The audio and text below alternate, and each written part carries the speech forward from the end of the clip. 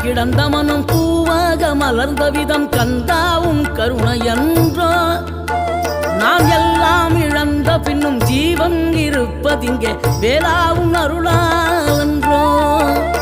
கோடி பணம் இருந்தாலும் மேலும் அதை தேடுகின்ற மானிடர்கள் கூட்டம் நடுவே